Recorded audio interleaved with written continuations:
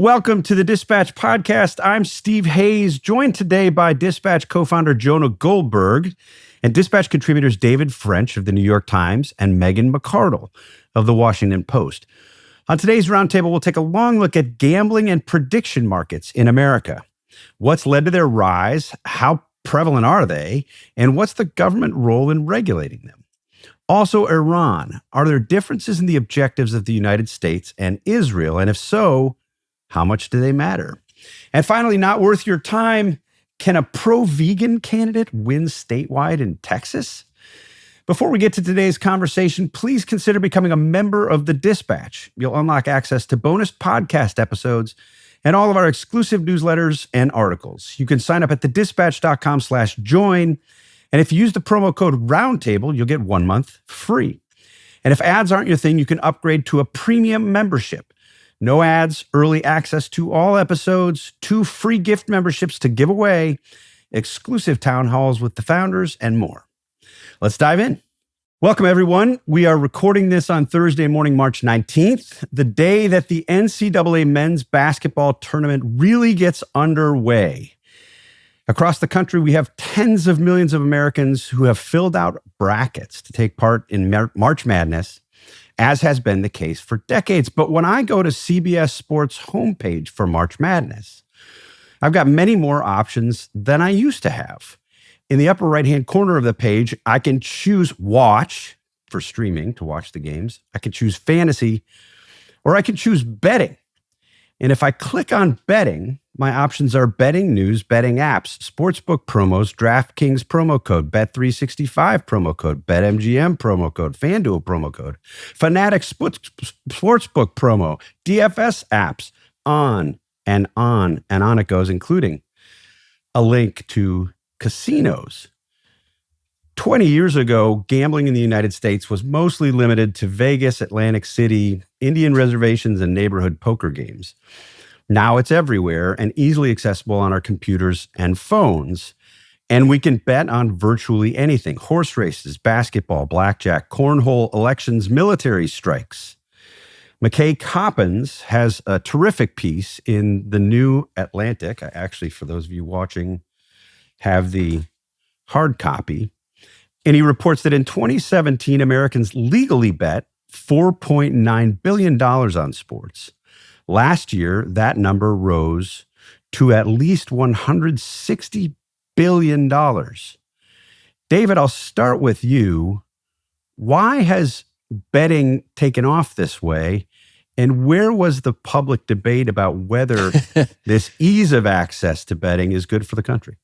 Yeah, that's a great question. I mean, the first part is easy to answer, is that it's a lot of fun for people. And the way that betting has evolved, you know, when betting first became more legalized on a widespread basis, I would be what you might call betting curious. I hadn't thought it through fully. It wasn't one of those issues that was front and center on my radar screen. I had agreed with the Supreme Court decision that sort of laid the groundwork for all of this. There were some real legal problems with the framework before.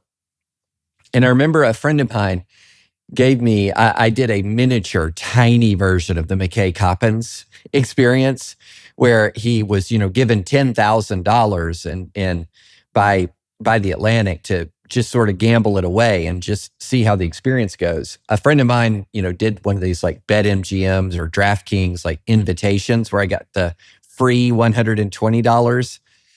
And, I thought, I'm more into basketball than the average person. I'm exactly the kind of person who should clean up at this. And I think within 3 bets, it was just 100% gone. But the experience was fun. You're monitoring several games at once. And the prop betting aspect, when you're betting in real time, in the real moment about, is this pitch going to be a ball or a strike, sort of introduces almost a slot machine effect while you're watching. And so, it's challenging for people. It's fun for people. And it's easy to see why they slide into it. And for me, my quick realization was very similar to McKay's, which was, no, I'm not the kind of person who could do well here. I am exactly the mark. I am the mark. I am the one they're making all the money off of, which is the person who pays, close attention to sports, who really loves sports, but is not anywhere like a bookmaker or a real expert. I'm exactly the person. I have enough, sports ego to think I've got real insight into the game, when really all I am is just a fan. I have a fan level insight into the game and just would get blown out constantly in betting. But some of the stuff, I'm sure we'll dive more into McKay's story, is that's fascinating, is how the system is really rigged to do this to you. This is what it is. The house is going to win here. But yeah, absolutely it is. It's spreading because it's a lot of fun for people. At the same time, I think most of America was like me. This was just not a front and center issue. You were vaguely aware, that there are these changes happening in gambling, but it was never like big front page news. We had a million other things going on to worry about politically. And it just kind of spread in a very stealthy, quiet way in a lot of ways around the country. And we woke up one morning to this just completely changed sports landscape that is got really negative radiating effects across the country. Yeah, just my own experience with fantasy football. I've been doing fantasy football, I think, for 25 years. And forever, I would listen to fantasy football podcasts. There was some advantage in sort of the sort of hyper internet days to being able to compile your own statistics, and you could do your own analysis. And that could prove an advantage just in your little, home league. Now, of course, it's everywhere. And the thing that struck me over the past decade, really, but really over the past 3, 4, 5 years in particular, is it's almost impossible to listen to a fantasy football podcast that's pure fantasy football. That doesn't immediately get into betting and parlays and odds and prop bets and all of these things that I just have never been interested in. Jonah, you may not remember this, but the first time you and I met in person was gambling at your house, a poker game. Well, I remember you being at my house for poker games. I also remember meeting you at the blackjack table when we were both in Vegas to do Yucca Mountain stuff or something. But was that the first time I met you? Yeah, that was later. The first time, you had me to your house with your little homeboy poker game. This was like in the pre-NRO days. And you had me over. It was sort of a friend of a friend. And I think you had me over once, and I was such an easy mark. I lost so badly. I did not know what I was doing, that you kept having me. And I was like, man, this is great. These guys must really like me. And I don't think that was the reason you kept inviting me back. It's funny, like on The Odd Couple, there are like 6 episodes changing when they first met. We can do memory lane on this offline. Look, I like gambling. I've always liked gambling. It is good that I don't follow sports very closely in work, because it's a good filter to keep me from betting on it. I am deeply intrigued by polymarket stuff, because I think I'm pretty good at predicting how things are going to go sometimes. But can you explain in lay terms what's polymarket? So polymarket and this thing Kalshi and more to come, they basically let you bet on anything and everything. Like there's a guy, the second coming. Lots of people are betting on that in all sorts of ways. But what's his name? Alan Cole, guy's written for the Dispatch, bet basically all of his non-retirement savings, all of his money, that Doge would not lead to less federal spending, and he won like $320,000. There's someone who bet who bet that on the guest appearances of Lady Gaga and other developments during the Bad Bunny halftime show in the Super Bowl. And there's no way this person could have just randomly guessed that, oh, I bet you that so-and-so comes out and so-and-so, whatever. It was obviously a security guard's brother or a security guard or someone in Bad Bunny's entourage or a PR person who called it for. Anyway, the point is that it's turning all of life into places where you can monetize insider information. And I think it's a very good example. There are a bunch of examples. I just gave this big speech about the title of which was "The Revolution Will Be Group Chatted." But there are all sorts of ways. AI is probably the most discussed, in which the institutions, formal and informal, of modern liberal democratic capitalism were built up around technologies that are now phasing out. And we'd like to talk here a lot. If we had a jar, we had to put $1 every time one of us said something about how Congress doesn't do its job. We could have a really nice dispatch happy hour. Maybe at the new Poly Market bar that is opening in DC called the Situation Room. I think it's just a pop-up. I think it's probably just this weekend. It's a 3-day bar. Yes. Yeah. Maybe we'll go there and bet it all. But my point is that the Supreme Court paved the way for this. I can't really gainsay the court's reasoning, but rather than say, oh gosh, we are now on our way to insert gambling into every nook and cranny of American life and potentially ruin collegiate and professional sports in the process. Congress instead, basically, in broad brushstrokes, took money from casino lobbyists to do nothing or less than nothing. And I very much think America was better off when I never thought gambling should be made illegal. But we were better off when it was contained essentially in a few discrete geographic locations, so that if you wanted to have a big blowout gambling weekend, you went to Vegas or you went to AC, or maybe you went, I think we're on too many Indian reservations, but that's a more complicated thing. But you didn't live with it day in and day out. Every waking moment wasn't a prop bet opportunity. And I think this is going to end disastrously. It's going to ruin a lot of lives. It's already ruining lives. Yes, it's ruining lives. And it's cowardice on the part of Congress that it hasn't done anything about it. Megan, you are probably the purest of pure libertarians in this group.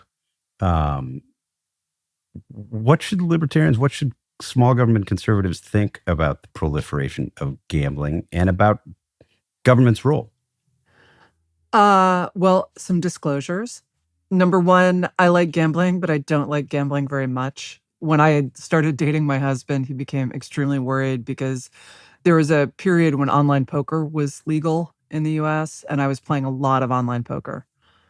And he was becoming increasingly frantic and unable to contain it. And he didn't say anything. And finally he was like, I am extremely worried about your gambling habit.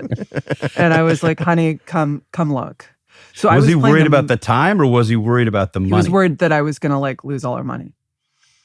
And I was like, honey, come look. And I was playing the micro stakes tables. It's the 1 and 2 cent bets. I think it had a cap bet of 25 cents.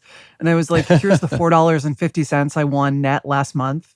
That's where it all starts, Megan. Yeah, no, I don't. This has always been true of me. The first time I ever gambled, I went to Atlantic City with a guy I was dating who had the same name as his grandfather, and whose grandfather had been a compulsive gambler who lost the family business.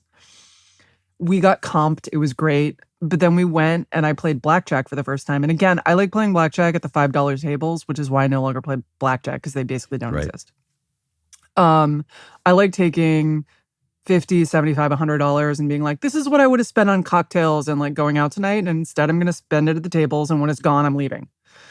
But we were playing, we won a bit. And there was a woman there who did not look like she was having fun. She looked exhausted. She also did not look like she could afford to lose the money she was losing. She was wearing denim overalls. And he told me when we left the table that, and I had fun. I learned, people were coaching me how to where to hit and so forth. And, but when we walked away, he said that he'd been talking to the dealer during a lull when they were, changing the money over, or the card decks or something. And, the dealer said she'd been there for 48 hours and had lost $30,000. Oh man. And this is one of the problems with gambling, is that there's a real power law, is that most people who gamble are like me. They gamble on a set budget, they have a little bit of fun, and then they stop when they're losing money. I cannot imagine. I really like having like a tiny stake in what's going on. The tinier, the better. If it's 4 cents, that's better than 10 cents. But I cannot emotionally access the excitement some people feel at the idea of losing money they can't afford to lose. Right. And I have I don't do sports at all. My husband also doesn't do sports. Once referred to someone, non-ironically told someone I was the sports nut in the family because I watched the Olympics. And but I once won a ton of money on a Super Bowl pool at the office. It was like $100 pool. All the other I worked only with guys because I was in IT at the time. And my boss needed to fill a 2 squares. And so he pressured me into taking the 2 squares. And so I took them. I had no idea what I was doing. I didn't have any choice of the numbers because the others were all taken. And I won. And it was great. And then I was like, I know this is how it starts. And I, in fact, was never again tempted to bet on a Super Bowl pool because what the hell do I know about the Super Bowl? But so that said, I think we should keep this in perspective. 160 billion sounds like a lot of money. It's about what Americans spend every year on their pets. Right? This is actually a lot of money. Well, yeah, but also no. We're not worried that pets are going to bankrupt Americans and like ruin their lives. It is going to harm the small number of people who will become compulsive and unable to stop and will lose money they can't afford. But like those stories tend to get blown up out of proportion. Most of the people who are betting are probably just going to bet some money, maybe lose a little more than they should, but not necessarily more than they would lose by going to bars or buying a beagle. And so this is actually not that big a threat. I think it tends to get apocalyptic because it's new to Americans, but this is really common abroad. And in fact, there was a guy on Twitter the other day who was like, why have Americans gotten one-shotted by gambling? And I actually think we might be a little more prone to harm from this, both because Americans are selected. We are the heirs of people who have unusually high risk appetites. That's how they got here. They were like, yeah, I should definitely like hop on a ship, go far from everywhere I know, probably somewhere I don't really speak the language. Let's see how that goes. Most people won't do that, and those people are back in Europe. But that said, we also don't yet have the social technology to handle this, right? You know, as with anything, when things are new, like so with addiction, actually, there's a really interesting phenomenon where you get waves. If you've noticed, like when I was growing up in the 80s, cocaine was the big drug, right? And I was fortunate because I really am phenomenally addicted to stimulants. However, I did not have cocaine money, and for that I will forever be grateful. But cocaine kind of rose a lot, you know, the crack epidemic, but also, you know, normal cocaine. And then it kind of burned out. Why did it burn out? Because people watched other people. I had a friend who OD'd and had a heart attack and died at the age of 21. And a lot of people saw stuff like that. And they looked at that and said, no thanks. And you're now seeing the same thing with the opioid epidemic, where young people are not initiating because they have seen the devastation that it wreaked on their elders. And gambling is a bit like that too. People, you know, like right now, this is all new. You're going to see some horrific stories, but those are going to serve, at least for a while, as a bit of an inoculation. It's not going to stop everyone. You know, but there have always been people who flew to Vegas and lost their house and so forth. That has always been a thing that was true, or worse, gambled with, you know, local illegal operations whose collection mechanisms left something to be desired, let us say. But people will see that, and then they will think, no, I should not do this. I'm enjoying it too much. And they will tamp it down. That's not to say it will totally solve the problem, but the problem, I think people are freaking out because of the growth numbers, but this is not something where it's just going to continue forever until sports gambling consumes the entire U.S. economy and bankrupts everyone in the country. That's not the most reassuring defense, I have to say. Look, I mean, drinking is like this. Should we ban drinking? Because there are many, I will go out on a limb and say many, many more people will wreck their lives one way or the other with alcohol than they will with sports gambling. Because the ways that you wreck your life with alcohol are much more permanent, right? You destroy your body and you are permanently damaged, and or you get in a car and you hit someone and kill them, or you get into a fight and you damage someone else's body permanently. Like, alcohol is incredibly associated with crime.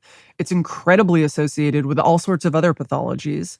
And it's not good for you. But we look at this and we say, yes, this is bad. People should not drink to excess, but it's a manageable problem. We also spent the vast majority of American life banning gambling without the problems of prohibition. I mean, we've banned gambling, not in toto, like we've had Vegas, we've had Atlantic City, but we've spent a very long time with this under much more degree of control than it currently is. And one of the issues isn't just how many people are addictive gamblers. It is, what is gambling doing to the sport itself? The atmosphere of threat that athletes are under now is absurd, just absurd. The incentives for athletes to cheat, especially in prop betting, are skyrocketing. We've had multiple arrests. We've seen those, yes. Yeah, we've had multiple arrests. There's still investigations ongoing.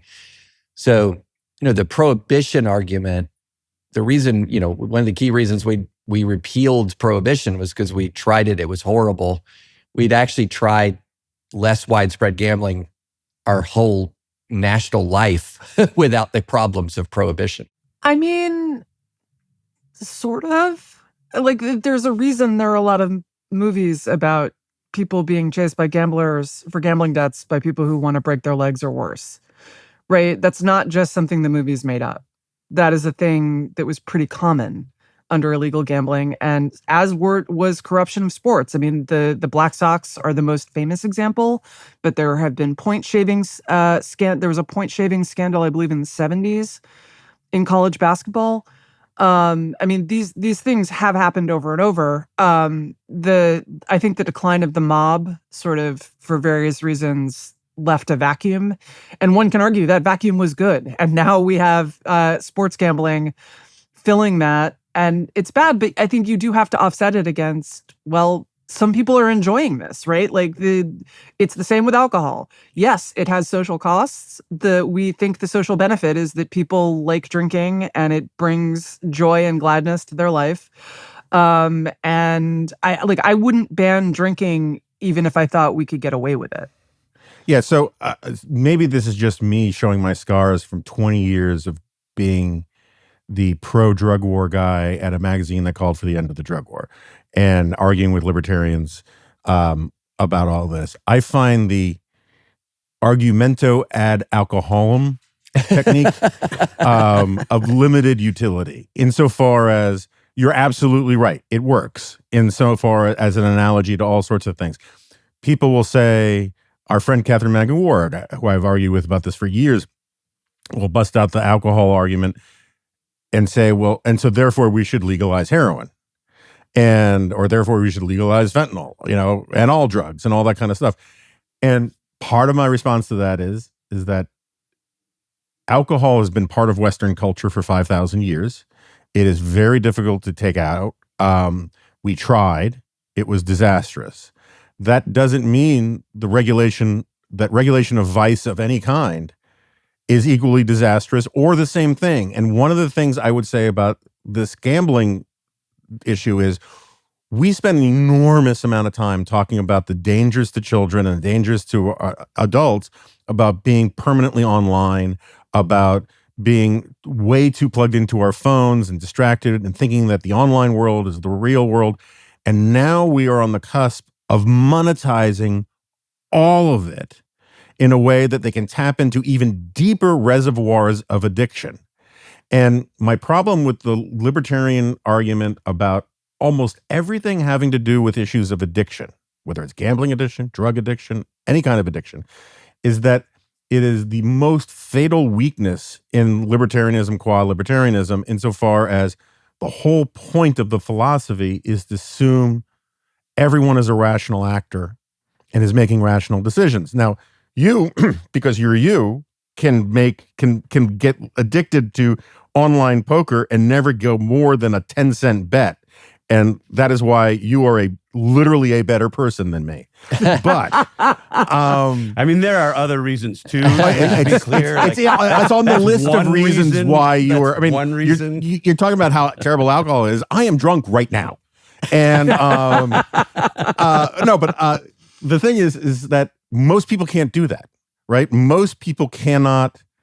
I don't. Maybe even most people can.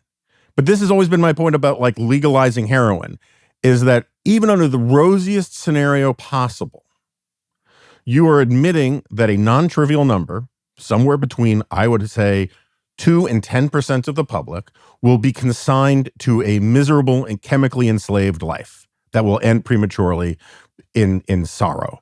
And you can say, well, yeah, but the 90%, they really have a good time with heroin. Okay, so let me actually say, as you know, I do favor legalizing fentanyl, but my arguments are not the same as my husband's esteemed boss. And she makes other arguments. I'm not trying to drag her into this too badly. Though I do I would be fine with banning fentanyl my argument for banning fentanyl is actually that the stuff is so potent that the supply problems of not knowing what you're getting and the contamination are so deadly that I think there's an argument for just legalizing it so that people don't get like too powerful doses. So they're working with known doses of clean stuff. But if I thought you could ban it safely, I would, because I do find like opioid addiction to be a kind of uniquely destructive thing. And it isn't worked into society. And we don't have, by the way, I mean, one thing is, there's an interesting thing someone told me. I have not personally verified this, but it seems broadly true, just like from intuition, that basically alcoholism, it gets worse as you get farther from the Mediterranean. And that's because wine comes to the Mediterranean, it's stronger than the very low ABV beer that people are, and what you get is that people are phenomenally addictive to alcohol, and that you develop genetic resistance to it. And so this is like allegedly why Jews and Italians have very low rates of alcoholism, where my own people, being quite far from the wine climate and having discovered distilled spirits somewhat later, have a much higher, and also true like in the Nordics, very high rates of alcoholism. It's one possible reason for why Native Americans and Pacific Islanders have such high rates of alcoholism, simply because they didn't have the genetic exposure, so they have a more hereditary tendency towards alcoholism, obviously exacerbated by other things like poverty and so forth. So I basically agree with you that fentanyl is way worse than alcohol. But that, and I actually wouldn't be averse to regulations that try to add some friction, because I do think that like the completely frictionless experience is problematic. So if you wanted to, for example, ban within-game betting, I would be fine with that. Just say like, no, you can place a bet before the game and then you're stuck with that bet. You should not be like sitting there on your phone the whole game looking at your odds rather than enjoying the game. If you wanted to cap how much anyone can gamble in a month, I would also be fine with that. And I would also be fine, honestly, with looking at the ways that these companies, like keep their edge by getting people who are any good at doing this off the apps, which seems rather unsporting to me. Yeah, that was the really interesting, one of the many interesting parts of the Coppens piece was how the apps ban or limit the quote sharps, the people who actually are who I thought I was going to be, or I thought I could be, yeah. Like somebody who could really game the system and really win at a spectacular rate. And those people are just throttled. And my argument would be, whatever throttle you put on, you have to put it on for everyone. The limits have to be the same for every gambler. So you want to limit the guys who are like beating your line, then you're going to have to limit the guys that you were planning to rake in money from because they're idiots. But how so let's take a step back on this. Just to give people a little context on the McKay Coppins piece.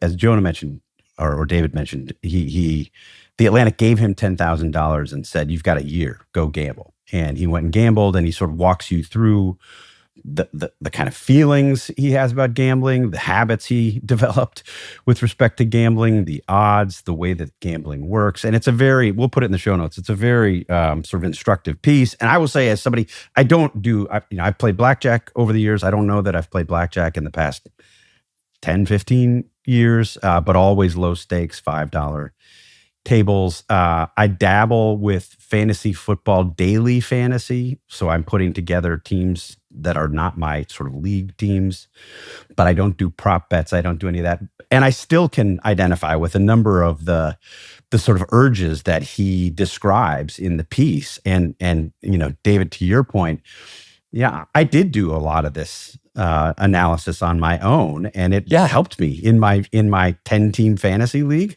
The fact that I did that kind of analysis, I think, gave me an advantage for a little while. The part of the challenge or the problem for me in that league is now that analysis is available to everybody, and it's done by people who are a lot smarter than I am about this stuff.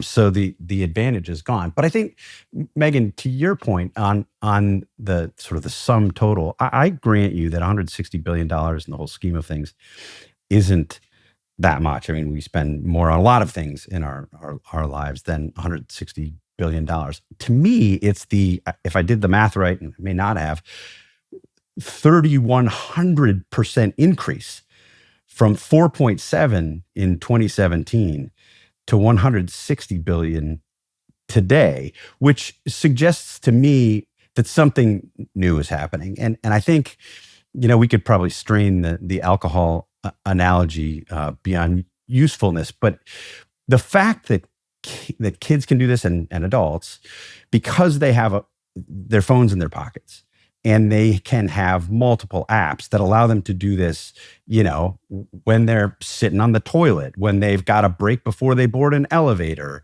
what have you. And that these companies are constantly creating incentives for the users, the gamblers, the would-be gamblers, sort of all the time. You're constantly being fed this information that says you should be doing this, you should be doing this more. And the equivalent would be for alcohol. I think if you could put a tap on your phone, and I don't mean like an FBI tap, one of those little Camel like a beer keg. Yes, yes, I might have done that in the past. But I mean, it's sort of the constant availability combined with the ease of use and the lack of friction. I mean, as with everything, you want to take away friction for people to use these devices. And I think they've sort of perfected that. Look, I think one thing we should keep in mind is that we don't actually know how much overall gambling increased because it went from being illegal to legal. Right? And so this is what statisticians call a dark number. Fair. And we don't actually know. It's like, how many times last year was someone successfully blackmailed? Well, it happened, I'm sure. I couldn't tell you what it is because it worked, and whatever it was didn't come out, and they didn't go to the cops. And so I am not going to argue that it hasn't overall increased. I assume it has increased quite significantly because it's available. But how much of this is people switching from betting with their friends to betting with professionals, or betting with illegal gambling operations to betting with professionals, or flying to Vegas to betting with the networks? And the answer is, I don't know. And so while I, again, am not trying to do the disingenuous, well, maybe it hasn't increased at all. Obviously, it's increased if you lower the cost of doing something, as sticking it in someone's pocket does compared to like hopping on a flight to Vegas, then obviously that thing almost always increases. But I don't think we know how much, and I don't think we know how damaging it's been, because again, like it's hard to measure something that isn't legal. Yeah. I want to turn back to the betting markets that Jonah mentioned earlier. The prediction markets, I guess they're calling themselves. They have become sort of also ubiquitous.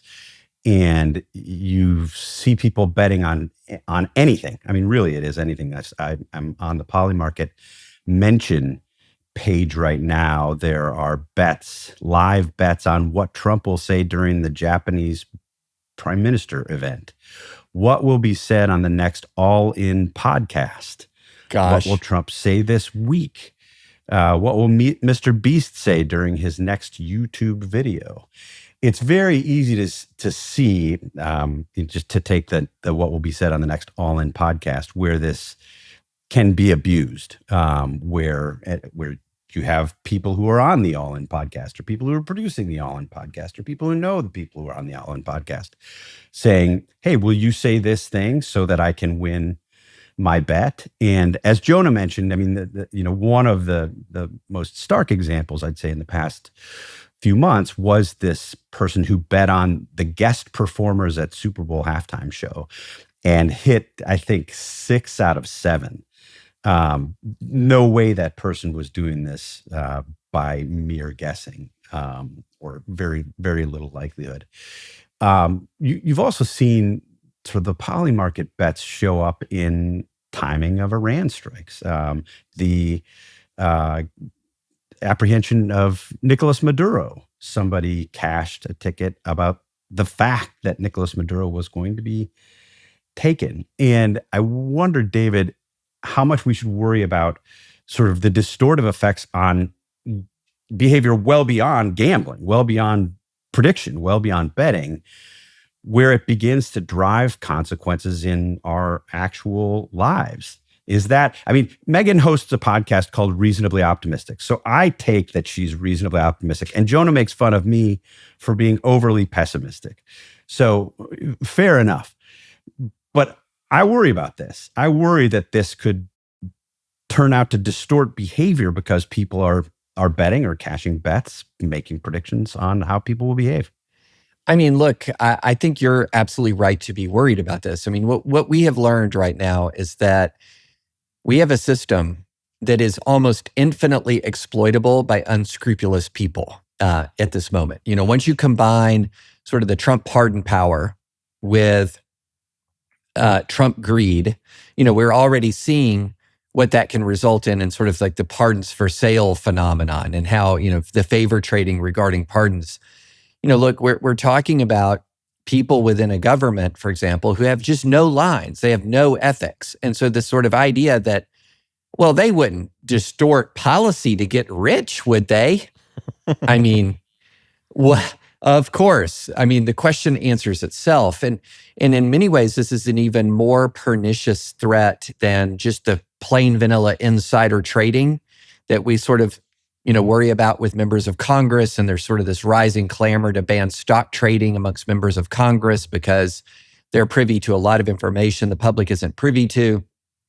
And a lot of people are getting, I think rightfully upset at the way a lot of people in Congress just seem to become spectacular investors when they arrive on Capitol Hill. This is that times 50. I mean, I can actually impact the world. And then before I impact the world, I can bet on the impact that I know that I'm going to have in the world. It's just it's a recipe for catastrophe on not just at a governmental level, but on 17 different fronts. And so, this is maybe a larger philosophical question, but one of the reasons why I have always called myself a civil libertarian and not a libertarian, although I'm very libertarian-ish, is that a civil libertarian really is somebody who's looking at sort of the Bill of Rights and the historic liberties, those that have been recognized as sort of implicit in the concept of ordered liberty by the Supreme Court, and say this universe of civil liberties, these are sacrosanct, these are special. But we don't live in a world where sort of what I want to do is sacrosanct and special. Those are different things. Free speech, sacrosanct. My desires, not sacrosanct. And so, when you're talking about gambling, one of the interesting things about the McKay piece, there's so many things interesting, was he's really walking through like, this is not something that if you're going to talk about a fundamental freedom, something that's implicit in the concept of ordered liberty, yeah, gambling's always been with us in the way that vices have always been with us. But this is not something that any sort of classical liberal formulation of individual liberty would put aside as sacrosanct to be that liberty to be traditionally protected by the state. And there's a reason why throughout human history, it's been one of the most regulated activities on the planet. And it's, to Megan's point earlier, we never get rid of it. We did have the Black Sox scandal. The question is, how much of a lid are we able to keep on it, and at what social cost? And we were able to, I think, have a pretty reasonable lid without a hundredth of the social cost of like the war on drugs or, prohibition, or you name it. And that lifting that lid is leading to social costs that are much greater than the cost that we had of keeping the lid on. So we're not dealing with a fundamental freedom here by any stretch. We're dealing with more like a fundamental desire, which is different from a fundamental freedom. And so this is not something where sort of classic civil libertarian would say you're interfering with a freedom that's implicit in ordered liberty. This is, in my view, a classic space where prudent government regulation is necessary. So can I actually ask about that? Because you bring up something that I've been thinking about with these prediction markets, and I agree, there is a real insider problem here. And, as David probably knows, and as I'm sure Steve and Jonah know because they are brilliant, but as some of our listeners may not, insider trading law is a bizarre mess. Mm-hmm. Where, so one of the most famous cases was that the guy who wrote the Herd on the Street column for the Wall Street Journal was selling what he was going to write about. And then people were using that to make money on it. But the fascinating thing is that the court didn't really know why insider trading was illegal. It's never really exactly been settled what the offense was. And the court decided that what it was that he had stolen secrets from his employer. Which actually opened up the possibility that it would be perfectly legal for the Wall Street Journal to trade ahead of the Herd on the Street column. But so it's always been a bit of a mess, but it also seems to me that like the prediction markets fall within that, and that eventually probably what's going to happen is we are going to get a scandal, a real big scandal, where someone has done something in order to make one of those bets pay off. And Congress is eventually just going to add those prediction markets to SEC insider trading coverage. And that will be the end of that. It won't be the end of it, actually, because insider trading still happens. And for people who do not read Matt Levine's absolutely hilarious Bloomberg newsletter about money, it is like he just comes up with all of these stories where all of these morons, like they come up. The funny thing about insider trading is how stupid so many of the people are, where they're like, if I give my illegal activity a code name and text with my friends about it, how would a prosecutor ever like see through that? And the answer is because prosecutors are not nearly as stupid as you are. But so I just expect that eventually we're going to end up with some kind of insider trading regulation on these markets. And I think that's probably better for the markets in terms of keeping confidence that it's not just a big cheat. And also probably better for society that people are not altering their behavior in an attempt to make various bets pay off. But I'm curious to hear David's thoughts because he's the expert. I'm definitely not an expert on insider trading law, but I can 100% endorse that it's a complex mess.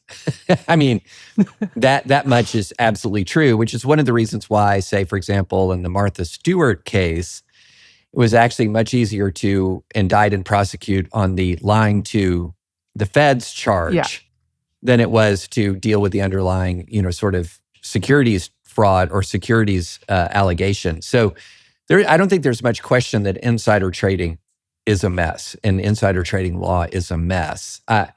I'm thinking something about, as far as blanket bans on prediction market betting by government employees, like just entirely would be something that I would be 100% in favor of. Yeah, like I'm not. So at the Ed board, we were joking about having a happy hour at the prediction market bar, and someone pointed out it wouldn't be that fun because we're not ethically, and there's no legal rule against it, but ethically we cannot bet on stuff we might write about. I'm not allowed to invest in stocks I might write about, and that is a good rule. And if you work for the government, you should not be able to bet on certainly at least outcomes that your agency can affect. Yeah. But it does get complicated. I mean, and the amount of money that these prediction market companies and certainly betting companies have that they are flooding with. I mean, there's a reason ESPN now, when I go and check the schedule for Atletico Madrid, which is my favorite soccer team, and I look to see that they're playing Real Madrid next week. There are all these numbers below the teams. I don't even know what these mean, but minus 140, plus 250. I don't know what any of this means, but I know it has to do with betting. And ESPN Sports Center now has a segment that they call Bad Beat, which is the worst sort of getting screwed on a bet. I mean, everywhere you look on all of these sports websites, and McKay Coppin's piece really makes this clear, has been infiltrated by betting.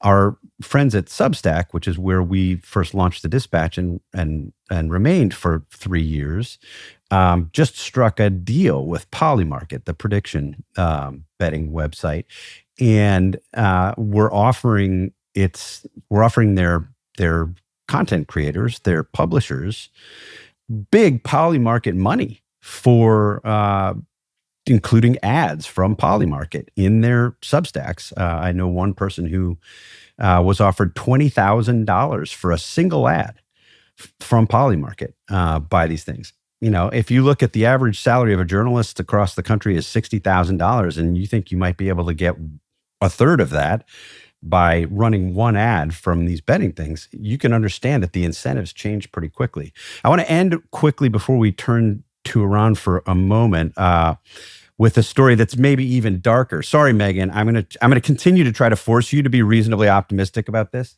as I take us darker and darker into these possibilities. It's a fascinating piece. We'll put this in the show notes in the Times of Israel, written by Emmanuel Fabian, who's a reporter for the Times of Israel, wrote a blog post on March 10th, reporting that an Iranian missile hit an open field in Israel, and soon began getting emails asking him to correct the report, with the people writing these emails claiming that it was just an interceptor that hit and not a missile. And I won't go through all of the details, but sort of one email, they started gently, hey, can you correct this? It was just an interceptor. It wasn't a missile. He said, no, it was a missile. And these got ever more threatening. And it eventually got to the point where he was getting real threats to change his reporting, to change what he had reported, to correct it, because there had been a bet. Israel strikes Iran on ? There had been more than $14 million wagered that the date would be March 10th. And the rules of the bet stated that this market will resolve to yes if Iran initiates a drone missile or airstrike on Israel's soil on the listed date in Israel time. Otherwise, this market will resolve to no. And the clause that these people were fighting over was missiles or drones that are intercepted will not be sufficient for a yes resolution, regardless of whether they land on Israeli territory or cause damage. And one of the emails that he got was, if you do not correct us by 1 o'clock Israel time today, March 15th, you are bringing upon yourself damage you have never imagined you would suffer. This person threatened. That was the president of the United States? I mean, it really did. Damage never before seen. Thank you for your attention to this matter. In fairness, as I'm sure you guys have all had this too, like I have gotten death threats for free. People make death threats against me for they don't need any money at stake. This is sort of an occupational hazard. Megan, what I say before we start taping is not for public discussion. So that's very true. It's good context. I appreciate the context.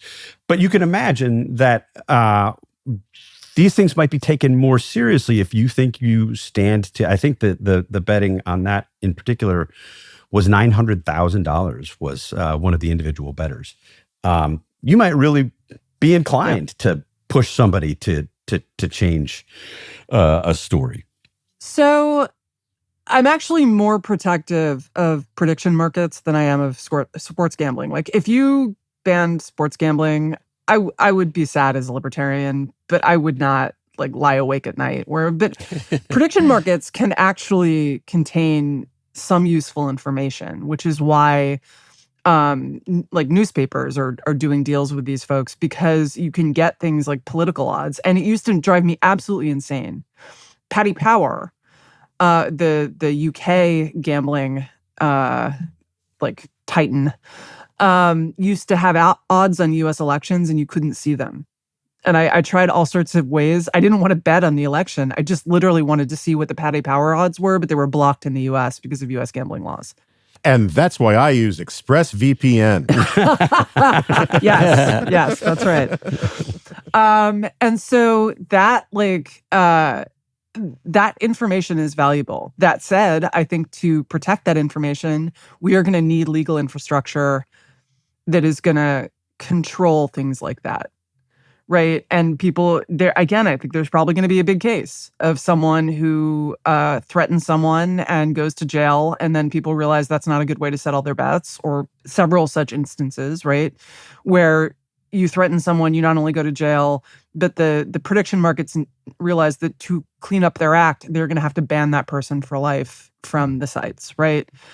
I think you will see that evolve because every new challenge like this requires new social technology. But I do think that prediction markets can be quite useful. They're good ways of integrating information. They're not perfect, right? The number of people they contain is limited. But, and also some of them are idiots, as that bet and then strategy reveals. No one should bet $900,000 on anything they don't have any control over, or probably, unless they have insider information, in which case they shouldn't bet for other reasons. But I think it is useful to have them. And so I don't want to see them put out of business. I want us to see us develop the institutional infrastructure that will support clean, healthy prediction markets. Jonah, I want to spend one quick round on Iran before we get to Not Worth Your Time today. A lot happening, a lot to discuss. We're not going to get to most of it.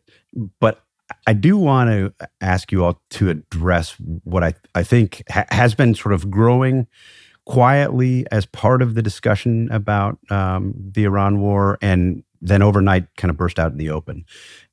It's been the case for the better part of 2 weeks that Donald Trump has signaled he wants a quick end to this war. He said it repeatedly. He's talked about a lack of targets. He said that the war is over, the war is complete. He's even given time frames, next week or two, 3-4 weeks. It seems to me Benjamin Netanyahu wants protests in the streets and keeps talking about having created the condition for the Iranians to rise up. And he wants a change in the regime, which is a much more all-encompassing end goal. It seems to me these goals are in dramatic tension, and at some point they're going to resolve sort of one way or the other. And then overnight we saw Donald Trump send out a tweet blaming the Israelis for an attack on Iran's South Pars gas field, and saying the United States and Qatar were not involved in that attack. And Trump basically condemns the Israeli attack, or at least makes clear that he doesn't think it was a good idea, and then goes on and issues additional threats to Iran. Are we seeing, do you expect that we're seeing sort of more of this U.S. versus Israel tension, or am I overreading, sort of reading between the lines on this? So no, I think the tension has been there from the beginning. I think the example that you're using, it's not unfair because it's like a big news story and all that, but it is more an example of, I think, more of an example of Trump being unfair to Israel, insofar as, like, it is not particularly credible that Israel would attack this gas field without the approval of the United States and coordination. And so therefore, for Trump to say I knew nothing about it and those rogue Zionists, went crazy and now I got to pull them back is pretty transparent cleanup on aisle 3 stuff rather than an example of real tension. It's more example of Trump scapegoating Israel.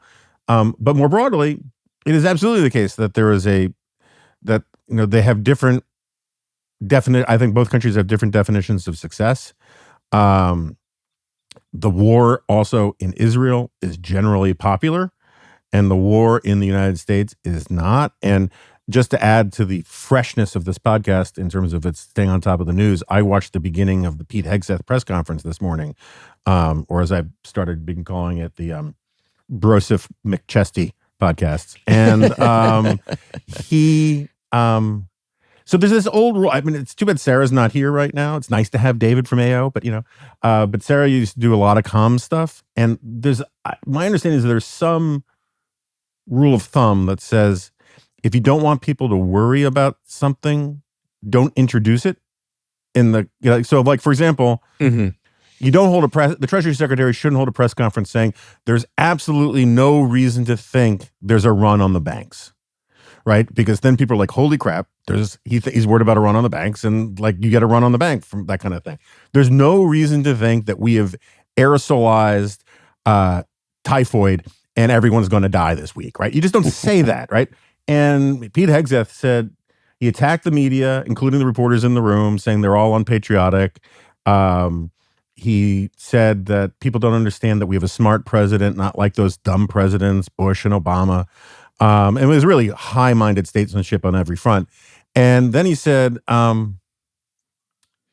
there are unpatriotic people in the media. I'm paraphrasing, but this is the gist of it.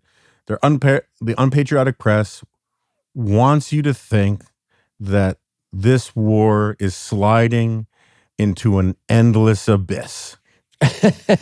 And it's just sort of like, don't use the phrase endless abyss if you don't want people to start talking about how it might be like you could run a headline today saying Department of War denies this is going to be an endless abyss of a war. It's just not great media work, but he has to cater to Donald Trump, right? And that's the thing, is like he was speaking more to Donald Trump than he was to the public.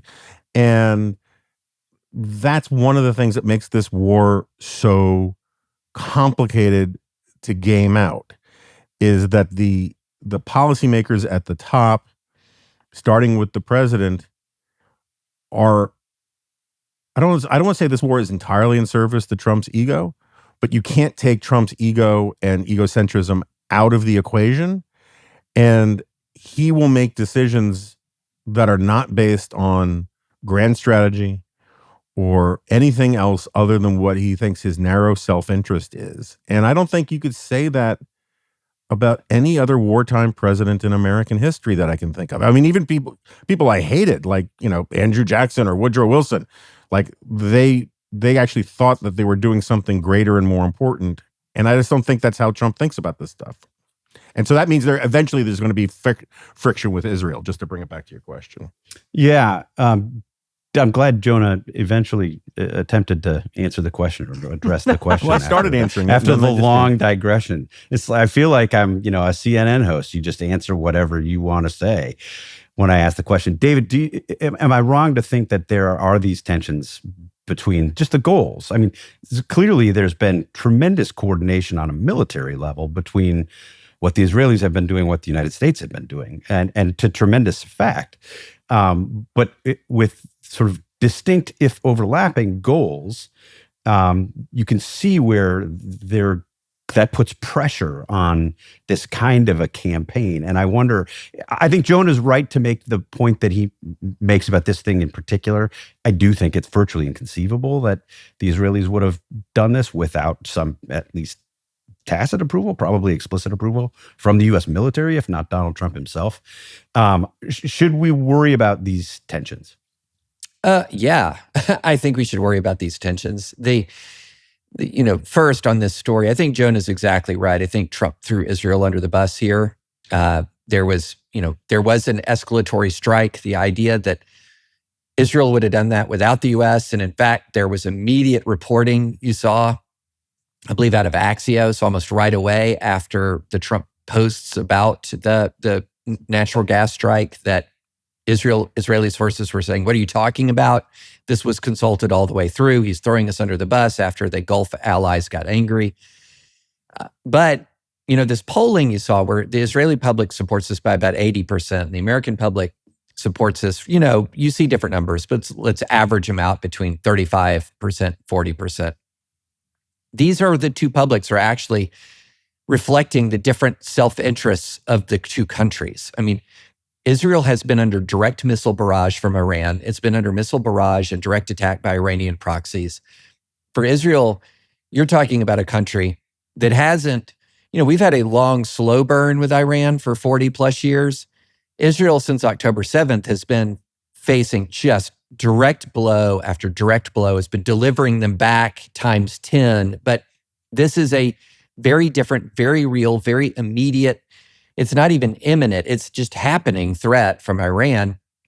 And also Israel has much less to lose if you just break Iran to pieces. If you just, when Syria fell apart during the Syrian civil war, for the rest of the world, this was a giant problem because you had the migration surge into Europe that we're still dealing with the after effects of the destabilizing of European politics. The chaos in the region was a geopolitical emergency. Not for Israel. For Israel to see Syria break to pieces was totally fine. One of their biggest enemies, historic enemies, is just off the board, right? So if you have the Strait of Hormuz closed, if you have chaos in the Gulf, if you have disruption to oil facilities, if you have Iran, if you have massive uprisings in Iran, refugee crisis, et cetera, that is not impacting Israel in the same way that impacts us or the rest of the world. So you just have different incentives here. You have different strategic postures here. Now, we absolutely share with Israel a need to keep a nuclear weapon away from Iran, no question. We have our own beefs with Iran about Iran's long, slow-burning conflict towards us, no question. The ability of Iran to threaten its neighbors with ballistic missiles is a problem, without a doubt. However, we're also in a situation where the blowback, the after effects if the Strait of Hormuz is closed for a long time, if you actually do substantial damage to the entire oil infrastructure in the Gulf, there are costs at that point that are imposed that I think the American people quite reasonably say may not have been worth whatever we gained from the strikes. And so you've got just very different strategic pictures here. And then you sort of layer on top of it the reality that, I agree completely. This is a guy who's ultimately governed by his self-interest. And he's mercurial and he's volatile. So you have a very delicate strategic situation. You have a very, very tough military situation. And I was writing about this for today. And I basically said the only way to cut through this Gordian knot is a military miracle. In other words, the military right now has been performing exceptionally well. Just attaining air dominance over Iran, sinking most of the Iranian Navy without any losses that we've taken ourselves and warships, et cetera. I mean, the military has done exceptionally well. And if the military can continue to perform at a level maybe beyond what we could reasonably expect, which would mean a very rapid reopening of Strait of Hormuz, that helps out Trump immensely. But if we're talking about military performance within the historical band, even of American military capacity, we are staring a bit of a quagmire in the face unless Trump just sort of declares victory, which presents its own set of problems. Right. Megan, last word on this to you. Take that last point that David makes. If it's the case that Donald Trump makes these decisions based on his self-interest, or I think more importantly in this case, his perceived self-interest, the more complicated this gets, the knottier this gets, do you expect that he'll just throw up his hands and say, we won, we're done? I find it so hard to predict what Trump will do that I am tempted to just do the CNN Fair. thing and just answer. It's like, yes, Steve. I I do think that the reverse creaming method holds a lot of promise over traditional creaming and the making of layer cakes. Megan, don't you know that there are people here who are listening to your comments now so that they can go to Polymarket and bet on when Trump is going to announce the end to this? I understand that. It's fair. I think that's a fair answer. Let's jump to not worth your time. I want to play for you a clip that I believe it was probably Republican Oppo researchers resurfaced from Texas Democratic Senate candidate James Tallarico. This is a clip from 2022, and it's Tallarico talking about some policies that he has implemented in his then campaign. We have, I think, heard more and more issues of animal welfare. I think not just because it's the right thing to do and the moral thing to do, but also it's, as all of you know, necessary to fight climate change. It is now existential that we try to reduce our meat consumption and that we try to respect animals in all aspects of society. And so I am proud to say that our campaign has officially become a non-meat campaign. So we are only buying vegan products from our local vegan businesses. Some of you may know Big Nona's. They were little Nona's, and then they opened up brick and mortar, so now they're Big Nona's. But we just got our pizza from there today. And so the point is that I think all of us, not just policymakers, but everyone has to take personal responsibility in this effort. David, I want to go to you first. You've said some nice things about James Tallarico, even as you've made clear that you have many, many policy differences with him. This feels to me like a potentially fatal problem to run as the pro-vegan candidate in Texas, of all places. I expect to see this in Republican ads as we get close to the election, the general election date. Can James Tallarico survive being a militant vegan, or having said these things that make him look like a militant vegan in Texas? So, all these people have been just wearing me out online because they want me to call him a heretic. And I've not called him a heretic, Steve, until now. Until now. This was the line. This is the line. It is. I mean, that this is one of those things in politics where you realize, okay, is it silly that this could hurt him? Yeah, it's silly that this could hurt him. Could this hurt him? Yeah, it could hurt him. I think it could. And not just because like Texans like meat, but also because lots of people find vegans really annoying. Not all of them, of course. I compare the vegans I've known to the CrossFitters I've known. I've known many vegans and many CrossFitters, and some of them are not annoying. And so I'm sure if you're listening and you're in that category, you're one of those that are not annoying. But this is one of those where you just look at it and you realize it's the whole setup, right? It's the mask. It's the, in 2022, it's the mask in 2022. It's the veganism. It's almost like walking caricature. It's like one of those images that I think in politics shouldn't matter, but probably will matter. I think it will to some degree, more than Paxton's corruption and adultery. If Paxton wins, remains to be seen. Yeah, Megan, I mean, in some ways, it's because it sort of affirms the caricature of James Tallarico that Republicans are trying to portray him in this way. And in other ways, it's just bagging on meat in Texas. It reminds me of John Kerry when he was running for president in 2004, went to Wisconsin, was trying to be sort of, one of the guys and identify with the Wisconsin folks. And he was talking about the Green Bay Packers and called it Lambert Field instead of Lambeau Field. And I thought at the time, I still think I'm right, that was going to cost him 5 points. I mean, you can't call. Also, when he tried to order Swiss cheese on his cheesesteak in Philadelphia.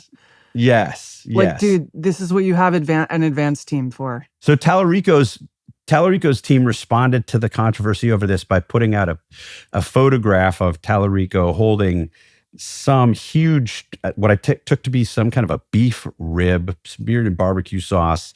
He's wearing a Texas shirt saying, "This is our response to this. Like, I am a meat lover." This is the Kamala Harris strategy on the they and them ads. It's too little, too late. And I there's a few things to say about this. And number one is that this was predictable from the theological stuff that people were obsessing about before. So story, when my husband and I got married, it was a little challenging because he's a he grew up Southern Methodist. I grew up Northern Methodist / American Baptist / Catholic. A lot going on in this family. And we wanted to have a religious ceremony, but we also we're trying to find one that would not offend one of the various teams. And my parents were divorced, which complicated it further. So we went church shopping. And like some of them wouldn't marry us because we were unequally spiritually yoked. A Protestant term I had never heard before. And then we found a Methodist church that we were going to go look at. And I looked at this and I was like, this is going to be way too liberal. I looked at the website and he was like, you can't tell from the website. I was like, I can tell, my spidey sense, right? And so we walk in, the opening blessing, I am not making this up, was, "Thank you, God, for Brother Sky and Sister Wind. Thank you for like Cousin Tree and Uncle Fire." And the worst part was there were like 10 very old people in this church and they were so excited to have a young couple come in and like we couldn't just slink out the back. So we had to stay for the entire thing. But like the stuff he was saying was a proxy for the sort of person who in 2022 was bragging about his vegan pizza. And here's the thing. I used to be a vegan. I like vegans just fine. Some of my, I know many nice vegan effective altruists, but vegan pizza, first of all, is like the worst vegan food. That cheese is so vegan awful. Cheese is like any kind of like fake dairy product or fake meat. I would rather eat like good tofu than bad. I will make an exception for vegan chicken nuggets, which are actually quite good. But otherwise, no on the fake meat. It has evolved a lot since Beyond Meat is actually quite good. But like that thing, there's going to be more of it. And I like you brought up John Kerry. And I think that Tallarico is part of a pattern with Democrats. I get a lot of crap for saying this online, but I still think it's true. Where they pick some like superficial characteristic and they think, oh yeah, this is going to appeal to crossover voters, right? With John Kerry, it was his war record. And they were gonna do a contrast to, draft dodger Bush from the National Guard. He went off to Vietnam, and it's like he went off to Vietnam and then he came home and he threw his medals away. Only they weren't even his medals; they were someone else's medals. And what are you people doing? This is a Democrat's idea of what will appeal to more conservative voters. Tim Walz is in this category. Right, where Democrats were like, oh man, he's been hunting. And people who grew up in small towns, they know the liberal high school teacher. This is a stock character. And it does not mean they identify with that person. They might like him fine, right? Like lots of people like that person, but they don't think like, I want to vote for that person. And this is another example of they're like, he's a seminarian. And if you don't know anything about denominations in the US, the fact that he's a Presbyterian seminarian seems really like, oh, wow, evangelicals love that crap. But evangelicals know what denomination he's from, and they understand their theological divide between themselves. And I mean conservative or even moderate evangelicals. They understand where he stands in the landscape and that they are not like on board with his theology. And it's just part of a pattern of picking someone who has some weird characteristic that makes you think you can make this person code as a normie to normie voters. No, you cannot. There's no shortcuts. All right. So, first of all, to David's points, you know how you can tell if somebody is a vegan or a CrossFitter? They tell you. But more broadly, I agree with Megan entirely about this. I wrote my column. I've been using this. I took out from the mothballs an argument I originally made about Wes Clark in 2004 about the Johnny Bravo thinking. There was a Brady Bunch where Greg Beatty was going to offer this fantastic solo career as Johnny Bravo, and he thought it was because they loved his music and all that kind of stuff. It turned out he just fit the costume. And there is this thing in American politics where the Democrats do it. Amy McBride, when you talk about coding, Waltz literally said at Harvard IOP that he was picked because I knew how to code talk to white working class people to give them the permission structure to vote for Kamala Harris. And I was like, dude, if you can speak that way fluently, you are not who you're pretending to be, right? I think the Tallarico thing will definitely hurt him. I think Steve's obsession with it is in part driven by his own priors about the importance of meat products in his life. And he is projecting upon a lot of other people that they will be as horrified. But in this case, I think he's right because we're talking about Texas. And I still think Tallarico could win if Bill Paxton's the nominee. And Ken Paxton? Especially because Bill Paxton's dead. Well, he could definitely win if Bill Paxton's the nominee. And so other than that, I just subscribe to everybody else's comments. Well, we appreciate the Uncle Fire references. I'm going to be thinking about that service for a long time. Thank you all for joining us. We have not solved anything. The gambling problem. We will be returning to that. I think it's a fascinating topic. Thank you, three, for the time, and thank you all for listening. Finally, if you like what we're doing here, there are a few easy ways to support us. You can rate, review, and subscribe to the show on your podcast player of choice to help new listeners find us.